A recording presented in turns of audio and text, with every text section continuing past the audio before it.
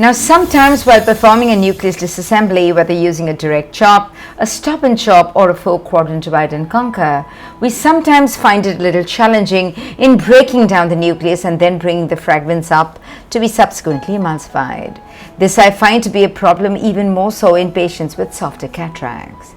In this video, I'd like to show you a technique that almost always can be used when faced with such challenges. The technique that I'm about to describe is one of hydroprolapsing the nucleus into the anterior chamber and its subsequent emulsification. Let's move to watching this surgery. Now, this is a patient with a grade 2 nuclear sclerosis and a semi-dilated pupil. So clearly, when faced with a pupil this small, you're going to make rhexis well within the pupillary edge itself. As you can see, the pupil starts to go down slightly during the capsular rhexis. So my resultant rhexis is not too large, and I also have a soft cataract. Now, both these can create challenges while performing the nucleus management. Let's proceed with the hydrodissection. With care and caution, I perform a hydrodissection. You could see the wave go past under the nucleus.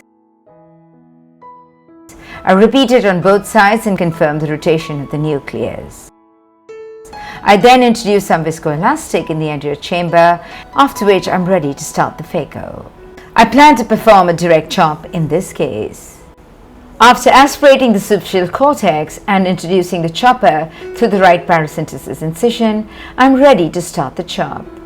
I impale the nucleus into its center, go to the adequate depth, and I'm actually able to separate the nucleus into 2 heminuclei. I then try subdividing this smaller heminucleus, and I'm not quite sure how well I've separated it. I attempt to then rotate the nucleus around and then attempt to try and hold and chop the heminucleus. With the limited visibility as a result of the pupil being small, I'm clearly finding that rather difficult. I guess as a result of limited visibility, I'm unable to see what I'm doing, and therefore I'm unable to bury deep enough into that heminucleus to get strong enough a hold to be able to subsequently divide it. And as you can see, another attempt to hold this heminucleus in another part also similarly fails.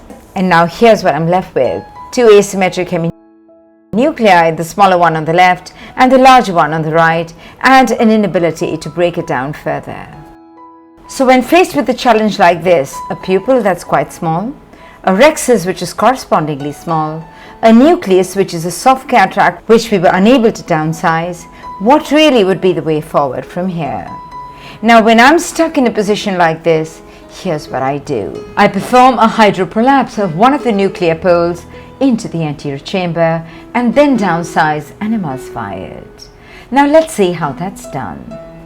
The first step is decompressing the anterior chamber to remove some of the viscoelastic. I then go with a hydrocannula deep to one end of the rhexis and inject some fluid. This allows, as you can see, for the prolapse of one pole of the nucleus into the anterior chamber. Having achieved this, I now introduce a dispersive viscoelastic to maintain this elevated position of the nucleus. We are ready now to impale, hold and downsize the nucleus. But this is one odd exception wherein I put the second instrument into the eye, stabilize the nuclear pole, prevent it from falling back prior to introduction of the phaco probe into the eye. Once the phaco probe is introduced into the eye, you can see how I hold on to that part of the nucleus that is prolapsed, downsize and emulsify it. Now that I have space, I'm able to bring the other small heminucleus up into the pupillary safe zone and downsize and emulsify it as well. This now brings us to the end of the nuclear emulsification. So here's the take-home message I'd like to leave you with. We always need to have a plan B, irrespective of which was the primary technique that we had planned to use to downsize the nucleus. Now, whenever I'm stuck in a situation where I end up with either a bowl or just an inability to proceed any further, my preferred choice of getting out of a tight spot like this would be to perform a hydroprolapse with care and caution to ensure that I don't endanger the capsular rhexis in doing so. And then, as you can see, bringing one pole of the nucleus into the anterior chamber, downsizing, emulsifying it, and now I have room to manipulate the rest of the fragments out into the anterior chamber, followed by the subsequent emulsification. With this, I come to the end of the video tutorial. I do hope you found it useful. Thank you.